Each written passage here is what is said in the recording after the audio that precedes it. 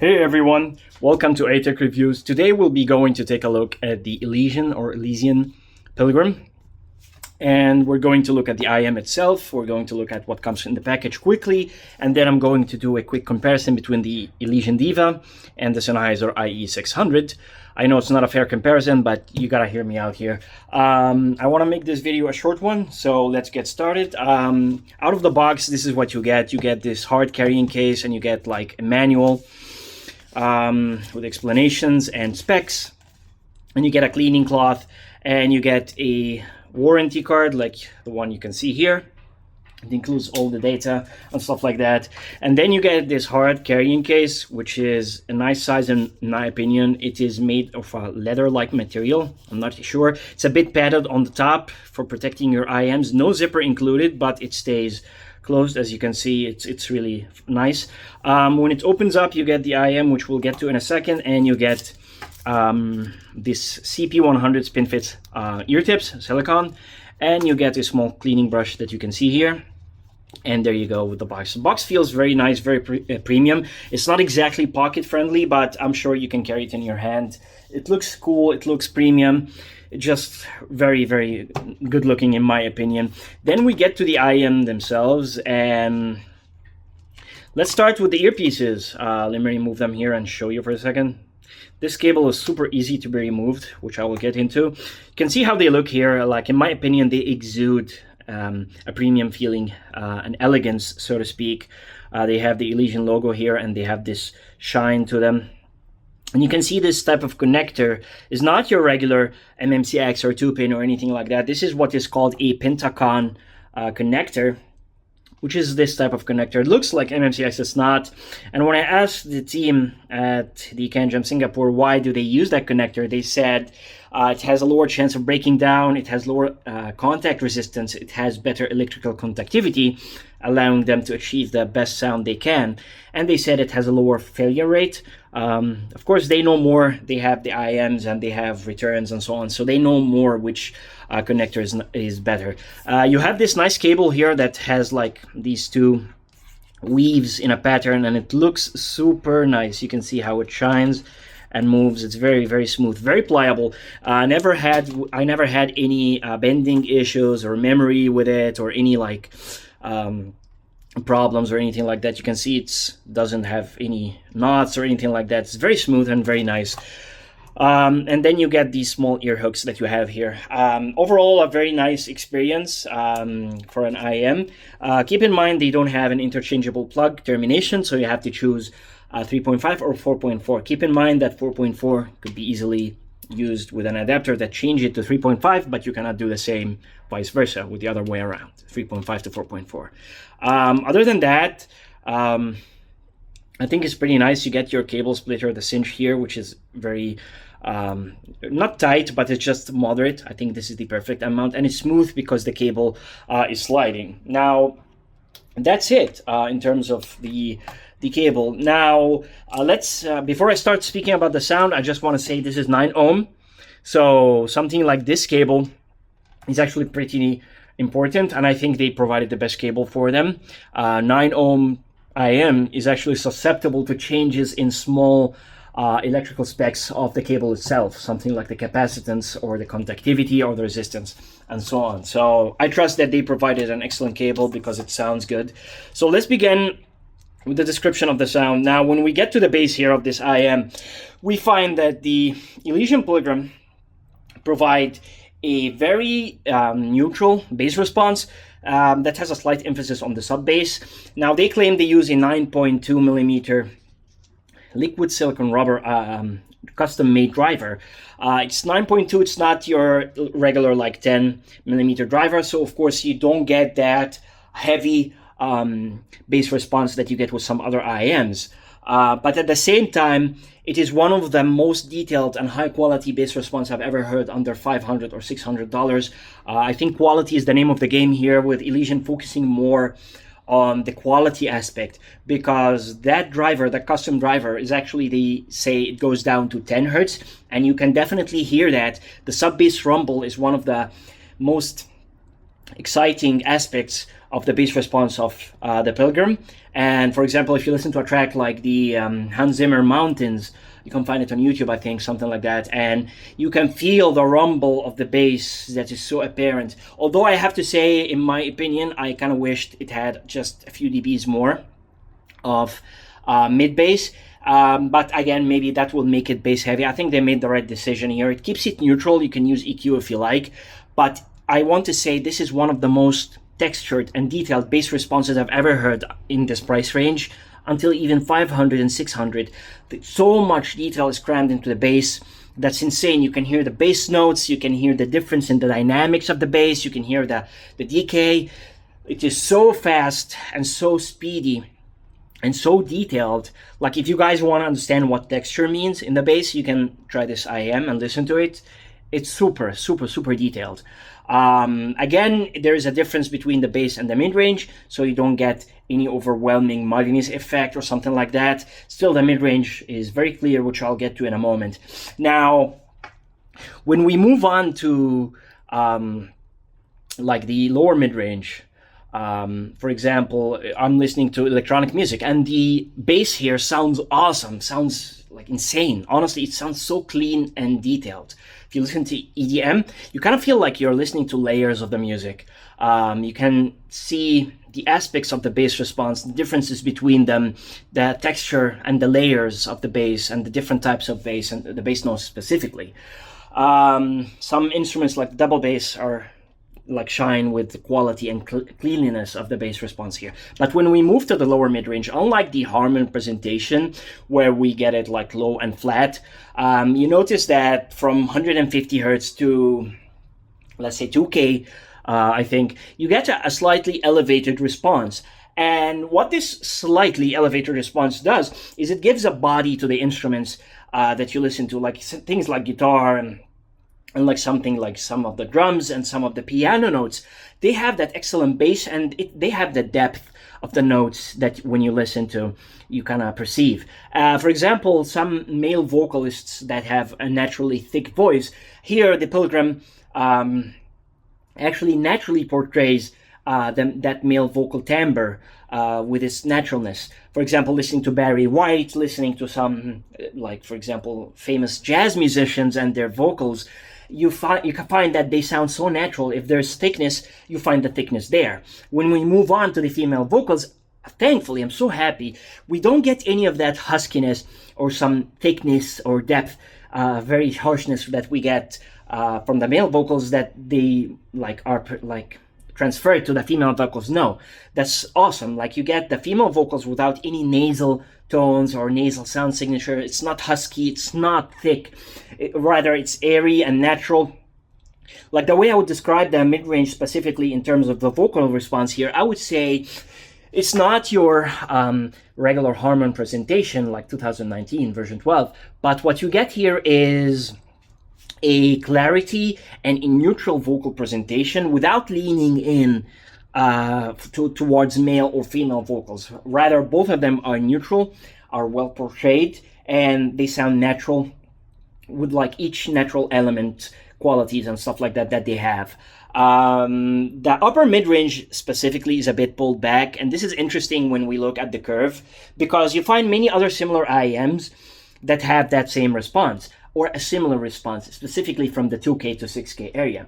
For example, a few IEMs that come to mind are like the Duno SA6 Mark II, 64 audio lineup of IEMs, probably all of them, like most probably the U12T, the U18S, and the U18T. You find the QDC Anole VX and QDC Anole V14. You find the Nuik Melody Mest Mark II and Mark III. You find even some of the Sennheiser IEMs, like the IE600 or maybe even the IE900. You find that they have that, I would call it like a bit of a scoop or a dip in the 2 to 6K area. Now, Harman tells us that people prefer the opposite, but I find it a bit harsh, and I find something like this a bit more preferred to my preferences. And I'm sure many people some will like it, some will not, but I feel that many people, specifically these excellent brands that have always had this tuning, that means they they know something. You find 64 Audio like works with a lot of musicians, so maybe they have or know like some research or experimentation. When I asked Elysian, they told me they listen to the IEMs before they release it, and they have their own listening tests, and they have like people they ask, and they make sure that this is actually preferred. And I can feel that, because even when we move to the treble, I will tell you later, like this is an IM that is very good with many genres. You listen to genres that have a tendency to be harsh or have some harsh elements in the music, like heavy metal, like rock music, like EDM music or some stuff like that, even some pop music. These harsh elements are not over-portrayed here or overemphasized. Rather, I feel that you can listen to them in a natural way, and you can even raise the volume and don't feel that you suffer from pain or harshness or sibilance or anything like that. Speaking of the sibilance, harshness and shoutiness, this Pilgrim IM has zero sibilance, zero shoutiness, zero shrill in any type of way. It's a remarkable tuning. And if you look at the lower treble and upper treble, you find that the lower treble is actually a bit tame, with the upper treble having a bit of the upper hand here and having a bit of an emphasis. Now, what this does is, if you look at it, you find it's a peculiar sound signature where you listen to a lot of detail that is not harsh, a lot of clarity without being sibilant, and you find that you're listening to an IM that is very resolving without being fatiguing at the same time. So this kind of like sound is actually very hard to get. If you listen to a lot of IMs, you know that if it sounds good, usually there's a like harshness or like, you know, some sibilance somewhere. Like it's really hard to get a detailed IM without being harsh or sibilant. Now we get that here, and I find the upper air of this IM gives it a lot of sense of clarity, a lot of natural how can I say that? Like, for example, cymbal strikes and hi-hats sound very natural without being overbearing or overwhelming. I don't feel that I get a sense of splashiness from it, rather what I would describe as a sense of naturalness from the treble response.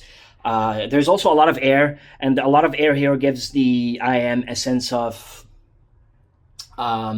not being closed. You know, when IMs feel closed, it gives it a lot of sense of air, a lot of brilliance, a lot of shimmer and sizzle at the top, which I find adds a lot to the sensation of it being open or spacious. In terms of soundstage and imaging is actually very good. It's like high, like above average. The positional cues and the sensation of where sound is coming from is like excellently well done here. It's very good, higher than average, I would describe it. And the soundstage, I would say just slightly above average for an IM. There's a good sense of width and a good sense of depth, more compared to other IMs, absolutely slightly wider, but still within the range of an IM.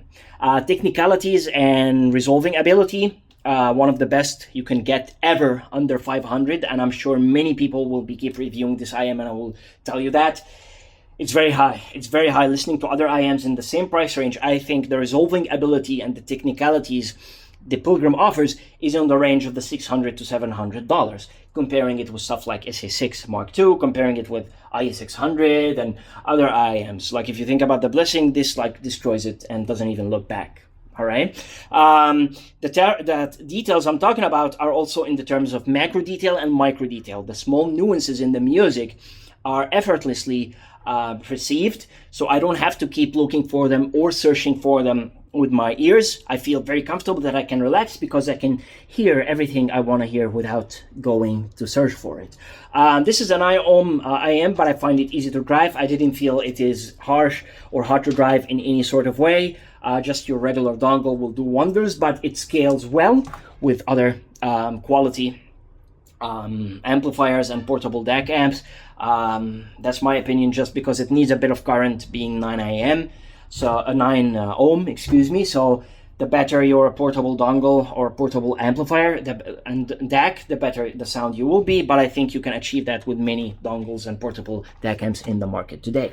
Now, I will just compare it quickly to something like the Diva. Like the Diva is an excellent IM, and if you guys interested for me reviewing it, just let me know. I got this also, and I love it. I love it. And the reason I'm comparing it here is never to say to you that, oh, the Pilgrim is like the, Diva. Oh my God. No, never. That would be like, nonsense if I say something like that. But what I want to say is that excluding the bass, we have a very similar tonality, not sound. Sound quality obviously is vastly different, cannot be even compared. But I get, if you want to have an experience of the Elysian house sound, you can have a look at the Pilgrim and the Diva. You will get, if you remove the bass, you can have the same tonality because the curve is very similar. I will upload the curve for you guys to see. And if you can see here, this has a bass switch. That's why I said excluding the bass, because it has a bass switch here, white, blue, and red. And this allows you, using a small screwdriver that they provide, to adjust it in the way you like. So you can see even like here in the case, they have this screwdriver, and you can use that and tune it to have an elevated bass response or in the middle or low. So that's why the bass response cannot be compared. But if you look at the rest of the curve, it's actually a very similar signature with a very similar effect.